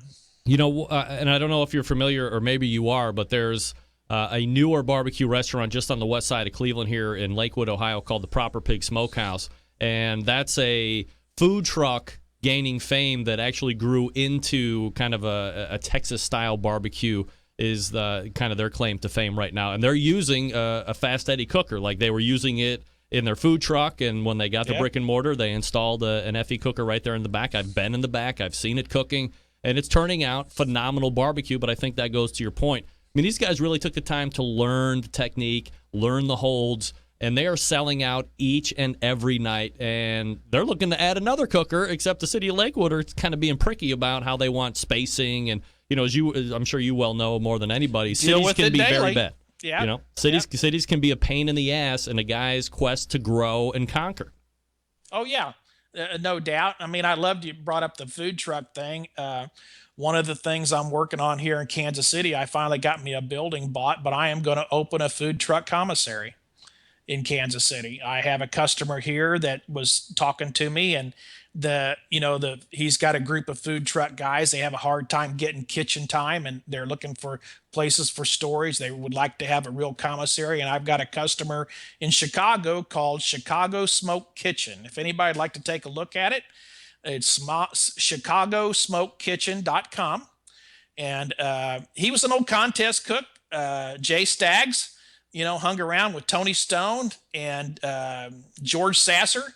And that's how I got to meet Jay years and years ago. And Jay opened up he put a commercial kitchen in his truck dock up there. And Jay helped write the regulations with the food truck people and the city in Chicago.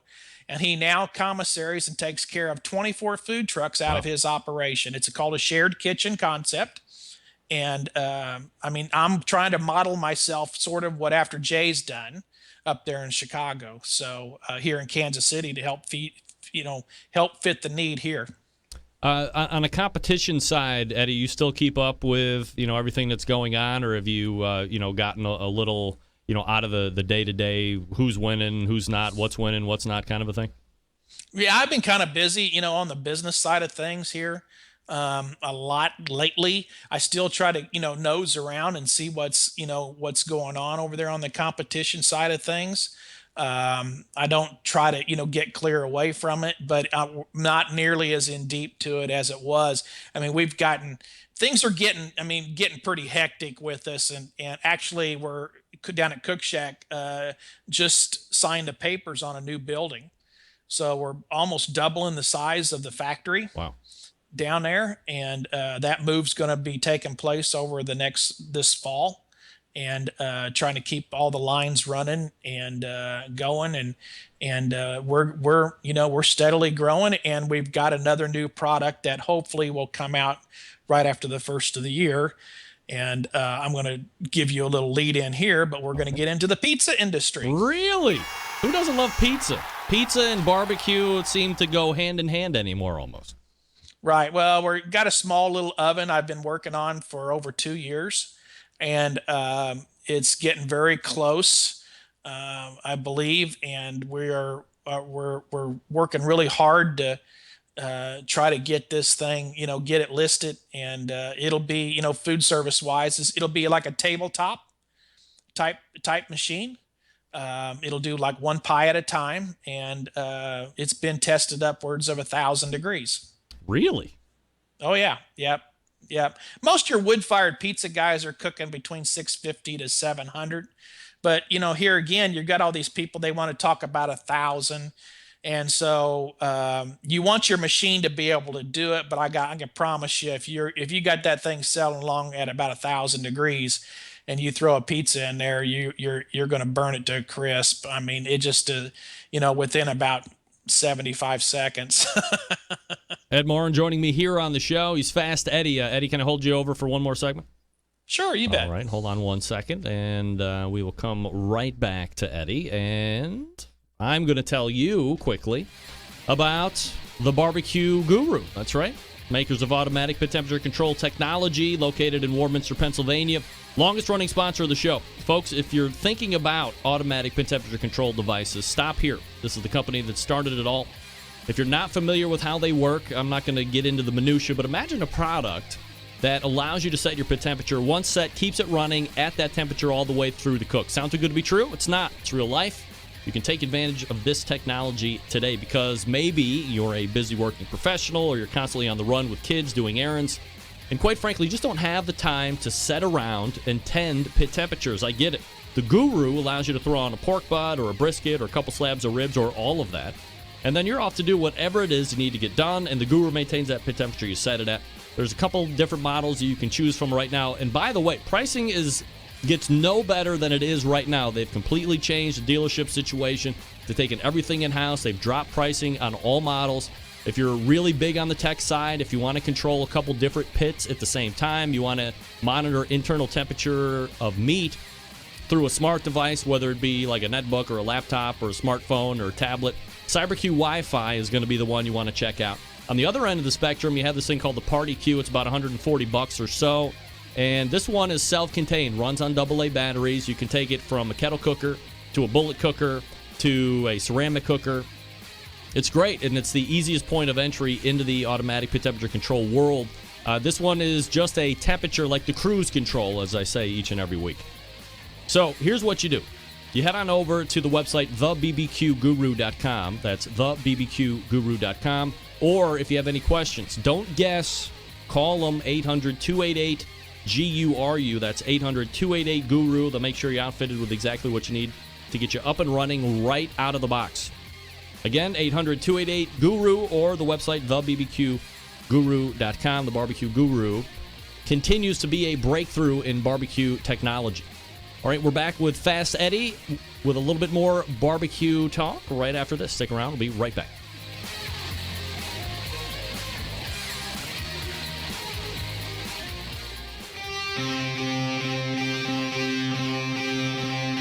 Get in the smoke. Call 877-448-0433 to get on the air. Now, here's your host, Greg Rempe. All right, welcome back. 216-220-0966. Greg at thebbqcentralshow.com. Your 2 bits of contact info should you see fit to join in this conversation. Ed Morin joining me here on the show, Fast Eddie. All right, Eddie, so let me ask you some series of barbecue questions, just kind of bounce around the world of barbecue and grilling, the industry, if you will. So I don't know if you saw this. This is a post on the IBCA Facebook page. I want to know your thoughts about this. Here's the post. There was a post that suggested a rule change for IBCA and it's been submitted for consideration by a member for banning all pellet cookers at competitions. Local pits of IBCA will consider and make recommendations to the board for a meeting on August 5th with general membership meeting on August 6th. Do you think that there will ever be a point where electric or the gurus or whatever will be tossed out, or now that they're in, they're just going to be in and this thing is more or less without any basis or merit? I think it's without any basis or merit. I mean, it's been around for so long now, 25 years, or longer. It got actually, it was late 80, 89, something like that, is when it got accepted KCBS. And actually Paul Kirk was up in the Pacific Northwest and seen the first unit. And he said, well, it fits the rules. I was probably the first one to really start cooking on them on a regular basis. They'd kind of hit and missed a little bit, but I won the first overall on a pellet cooker, and that was 1992. And then, they talk about ridicule and making fun of. First, it was all made fun of, I mean, it's funny how this spectrum's gone, but now these people want to think like sitting around and throwing a piece of wood on a fire. They want to think like that's some sort of art form. And that's not art form.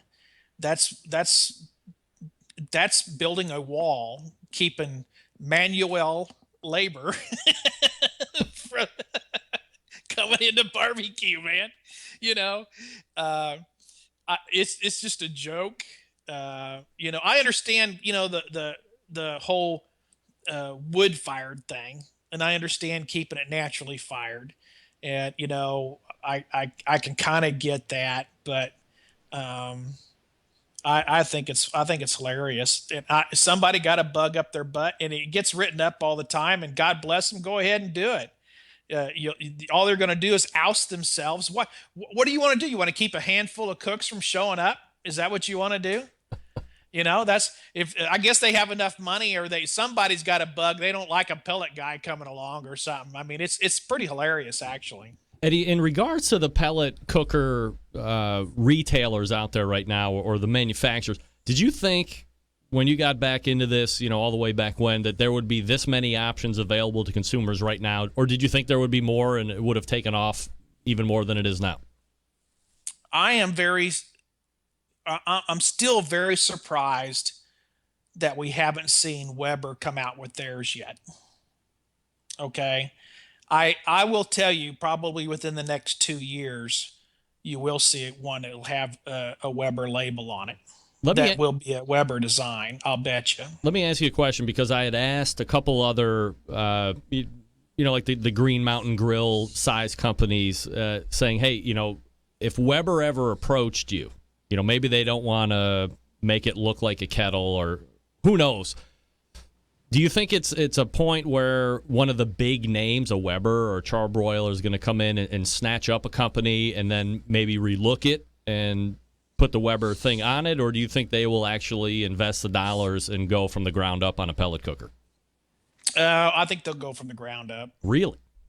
Yeah, I really do. I think it's I think they're too proud of a company to want to say we went in and bought somebody else and we're just adding our name to it. That's not them. Not on a Weber side of things. Charbroil, I don't know that company well enough or enough, or kind of know. I do know that this Weber's still run by a lot of the family, and I think they're too proud of being innovators and doing what they do to do something like that. That company is, but I don't know that anything at all over on the charbroiler side of things. So you think in the next couple of years, Weber will have a pellet cooker to bring to market? I've heard that they're working. All right. So do you think it would be a higher end cost one, or do you think it's going to be in that general consumer price range? Because that new charcoal grill that they brought out, for a charcoal grill, I mean, obviously it's bigger, it's got some bells and whistles on it, but $1,500 or $2,000, that's kind of a lot for a charcoal grill. Where do you see it potentially price-wise fitting into that market?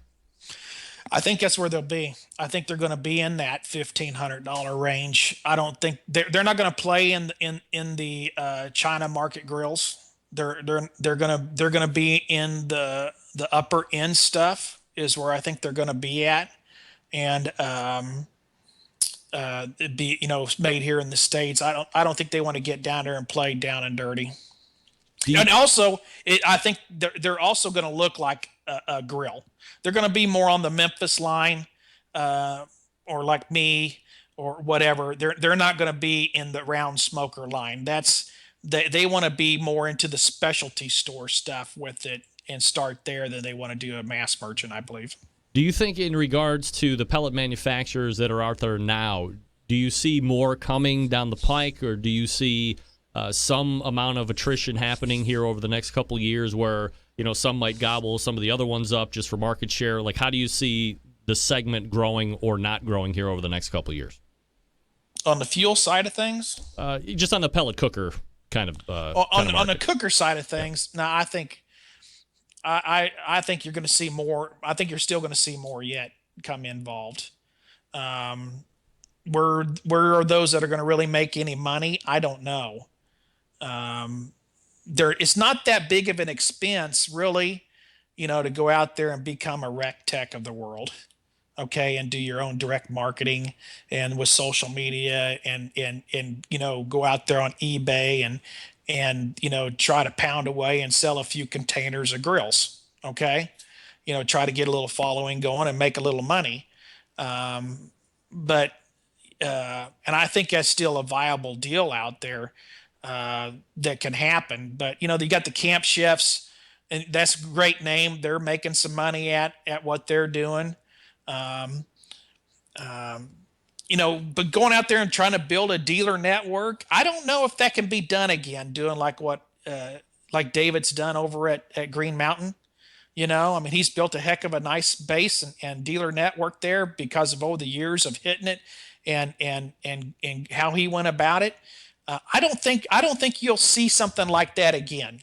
I really don't. I think you're going to see more of a smaller direct market sellers, and then or somebody getting in there and trying to go down and dirty and be the cheapest thing to hit the big box store.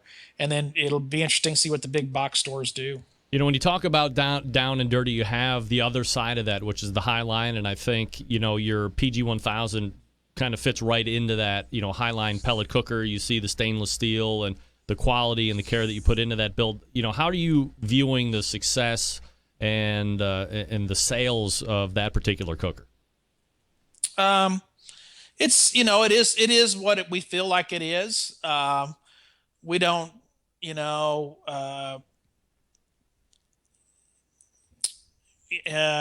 it's fine for us. It's not something I'm trying to be mainline. It's just another additional line for us. And we got, a handful of guys working, and we don't have, we don't try to get into large margins. We want to stay in a certain price point there. We like selling closer to the direct and just single or two step. We don't want to 3-step the thing. So, we're happy with where it's at. Who's your segment, your target market for that kind of a cooker? Well, it's definitely the upper income. It's not a big box store. It's more I'm going to call it the second generation guy. The guy that's had the Traeger, looking for more performance out of it, likes that, wants something that'll last a little longer. Also would like that direct cooking, a real charbroiler, would like more evenness out of it. Comes and checks out our features, and that's ours is a second or third generation pellet cooking guy. Is what ours is. And that's probably like key, right? Is being able to go either see one live or go onto your website, pelletcooker.com, and really seeing where the differences lie. It's not like everybody else. This is a completely different cooking machine. Oh yeah, and that's when I decided to do it. I wanted to own my own technology, and I wanted to solve the problems, and I wanted to do what I felt like were issues that I didn't like about the pellet grill. I didn't like that how it cooked differently out around the drip pan. I didn't like that I couldn't actually, get that fat crispy, on my steaks. I wanted to be able to, get in that 700, 800, even 1,000 degrees if you want. But I actually more cook my steaks probably in the 700 to 800 degree range, on searing, that kind of deal. I like the idea of that fat hitting that flame tamer and turning back into the smoke like a gas grill does, and getting that added flavor besides the wood that's going on in there. All that stuff was very important to me when I was thinking about the feature of a grill, and why do people grill, and what I wanted out of a grill, and what I enjoyed out of a grill. So that's why I did that. Ed Morin joining me here on the show. We're just talking about some random barbecue topics here. Before I let you go, Ed, do you have any thoughts about where the Barbecue Hall of Fame kind of sits right now? I mean, it used to be that really weird online thing only, and then it was sold out to the barbecue or to the American Royal, and I don't know if there's an actual brick and mortar thing yet, or if that's in the process. But they're inducting people every year. Do you have any thoughts about the process and who's in or who isn't, or how that whole thing works? I'm really glad you brought that up. Sure. Because Monday we have a meeting, and we'll be discussing some of the things, exactly what you're talking about. I think, and it actually drives me crazy a little bit about it. I'd like to see it, I'd like to see it grow more than what it's doing. But it also, I like, the industry needs to get more involved out there, other than just maybe some food bloggers and writers that have done a little bit recently. The amount of people that have been sent in for, to become Hall of Famers, I was very disappointed in this year. I was extremely disappointed in the amount of people that wrote up folks to get them in. And we're going to have a discussion about a lot of that. I'd like to see the whole thing kind of change. I don't know. I mean, now that it's owned by a private entity and they get to control and call the shots, and that office changes down there too. They have a new head this year of the Royal, and they make decisions based upon things other than what the industry, I think, is concerned about. And we'll see what goes on. I got involved in the Off-Road Hall of Fame because of my Larry Ragland connection this year.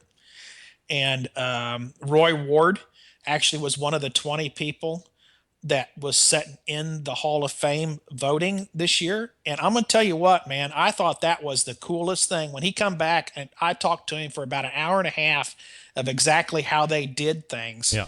And I was totally impressed because barbecue is very similar. I mean, you think of off-roading, okay? I mean, there's all kinds of segments of off-roading. There's all kinds of segments of barbecue. Sure. I mean, the how it overlapped and how they went about and how they did it, they take 5, but they don't try to just say it's certain segment, okay? They take 5 from the whole, and it doesn't have to be one of each segment. It's just 5 individuals. But none, and I also liked about the deal, none of the Hall of Famers got to vote neither.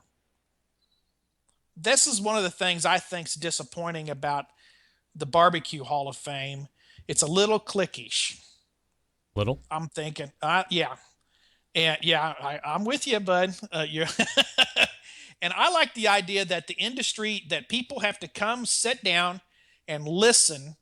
It took 8.5 hours to do the Off-Road Hall of Fame meeting. And there's 20 people in a room, and it was by invitation only. They had to go to Las Vegas to listen to it and to pound it out. And only 5 board members were sitting in on that meeting, and 15 were others from around the industry. I like that. I like the idea of how they did that. And it wasn't just write up a paragraph and send it out to people who have no idea what they're reading, and the paragraph was prepared by somebody else.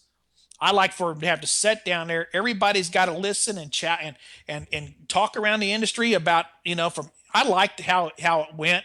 And I'm going to present a lot of that Monday down there. And I'd like to see them make a big change in how it's done personally. Do you think, and I've talked to, for instance, Daniel Vaughn from Texas Monthly, who said, initially he would have liked to have seen a big swath of people go in instead of, like 3 or 4 initially, or 3. And then, once you, and whatever that initial number is, now you have a base, and then you can go, but eliminate the categories, as you said, and then you have a big base to build from it, and you start putting people in from there. When you have the categories, you're almost obligated to have to, Artie Davis is great for barbecue, but I don't know if he's a celebrity. I'm sure he's a humanitarian, but I could make a case that everybody's a humanitarian in some form or fashion. I think Chris Lilly's probably too young to go into the Barbecue Hall of Fame, even though he wins, a lot of stuff, and he's a 4-time Memphis May world champion. But, it's kind of weird. I was asking Ray Lampe, I was like, doesn't it seem odd that Chris Lilly is going into the Barbecue Hall of Fame? And, Ray's in the Barbecue Hall of Fame, and Myron, and why aren't you in the barbecue? It's like a crazy thing that's going on. But so utopian wise, like, how do you pick somebody to go in the Barbecue Hall of Fame? Like, do you have to be out for a certain period of time, like you do in sports, or you just talk about it, or you get these recommendation letters and people that make the most persuasive argument win? Like, how do you see it going in your society? Well, the nominations, rightfully, I've been in there 3 years on the board, or in the committee. I'm not on the board. I would say I'm on the committee, and I've been written up for the last 3 years and have excluded myself because I'm not going to be on the committee and have my name on the table. Okay. So, I'm trying to help direct, and I want to see it, go. I'm going to tell you right now, this will be my last year. I feel like 3 years is enough of a commitment, to try to help, something, move, and maybe something can go on. And that's another thing too. The American Royal has not gone around and investigated and looked at other entities. These people they put on horse riding events. They put on, grading pig events. They put on events, livestock events. And this one food event is so totally different than anything else that they do down there. And I really wish that they would invest in this. And I'm very disappointed. I don't feel like they've made the investment in this in time and effort, because you have that revolving door down there of personnel. Yep. Of coming in there to do things, and I just don't see the commitment level I'd like to see put into a real Hall of Fame. Ed Morin joining me here on the show. Pelletcooker.com, his website, if you want to check it out. And if you're in the restaurant business and you're looking for pellet cooker advice or to buy or whatever, he's the man. Eddie, always appreciate the time, man. Thanks so much for coming on, the candor, and we got to do it again sooner than later. This was far too long in between. Okay, man. You just watch that tweeting, I will. I'll watch it. Take care. All right, there he is. Ed Morin. Fast Eddie. Come on. By the way, he's a racer, in case you didn't know it. Yeah, he just said it. Very successful. He won it by 2 hours. All right, folks, if you didn't know, Big Papa Smokers, the one-stop online shop for anyone interested in barbecue, the #1 dealer of Mac pellet grills in the world. Big Papa Smokers features a wide selection of American-made grill smokers, such as the Old Hickory Ace BP, the Gateway Drum Smoker, even a kit that gives you everything you need to make a world-class smoker out of a 55-gallon drum. Big Papa Smokers has also made a name for itself in recent years by crafting an award-winning line of championship rubs. From flavors like Sweet Money to Happy Ending, their rubs have had a hand in winning almost every major barbecue competition. Period. Don't think that they can be pigeonholed in competitive barbecue either. BPS have become so well known, their rubs that is. They've been picked up by a nationwide restaurant chain called BJ's Restaurant and Brew House. 4 of the 9 rubs are on their permanent menu. BPS rubs have proven to be a great addition to anyone's pantry. Big Papa's also banded together with fellow California-based rub company Simply Marvelous to form what has now become known as the West Coast Offense. We're basically redefining the flavor profiles that competitive cooks from across the country have begun to aim for. That's what those two are doing. They also have the online meat locker, shipping Snake River Farms meats right to your door. The Kobe beef, the Caribou pork, Double R Ranch meats. Big Papa's Meat Locker has something for every type of barbecue aficionado. And they've also created the unique brand ambassador program called the BPS Elite Team, featuring 15 of the best competition teams in the country working together to promote camaraderie, competition, barbecue, and to benefit children's charities across the U.S. Keep in mind that they've been able to do all of this with only about 6 years of being in the biz, turning competition barbecue on its head, providing customers with the very best barbecue products, becoming a staple of a nationwide restaurant chain, and benefiting children's charities across the U.S. Just the beginning for Big Papa Smokers. BigPapaSmokers.com. That's BigPapaSmokers.com. We're back to wrap right after this. Stick around. Big name interviews, advice on cooking brisket and ribs, and the only host willing to share his honest opinion on all things important in the world of barbecue. It's the Barbecue Central Show. All right, this portion of the show being brought to you by Unknown Smoker Accessories, purveyors of made in the USA stainless steel barbecue and smoker lid hinges, barbecue accessory hangers, rocket hot chimney grillers, and heavy-duty aluminum foil dispensers. To find products from Unknown Smoker Accessories, keep your gear where it needs to be, at arm's length, ready for battle. Visit unknownbbq.com/shop today. That's unknownbbq.com/shop. Enter promo code REMPE, REMPE, to get 10% off your entire order. You're welcome for that. Again, that's unknownbbq.com/shop. REMPE for the promo code to get 10% off your entire order. Check out their foil dispensers and those spice racks. I mean, those things are phenomenal. Handmade in the USA, right there in Florida, Imperial Polk County. All right, all the way back in the first hour, we talked with Ray Lampe, Dr. Barbecue. He's opening up a restaurant in the Tampa-St. Pete area. They're still debating where. Potentially by the end of the year. I'm calling first quarter next year. At 9:35, we talk with Mike McLeod, MMA Creative's CEO and president, also the creator of the World Food Championships. Don't forget World Food Championships. Coup de grace will be Saturday at 10. Watch Lauryn Hill take it all from the rest of the World Food Championship contestants. In the second hour, we talked with Ed Morin, Fast Eddie, pelletcooker.com, cookshack.com. Always good to catch up with Eddie. All right. Big show planned for next week, September 11th, 2001. I will never forget. Until next Tuesday at 9 p.m. Eastern Standard Time, this is your program host and proud U.S. American, Greg Rempe. Good night now.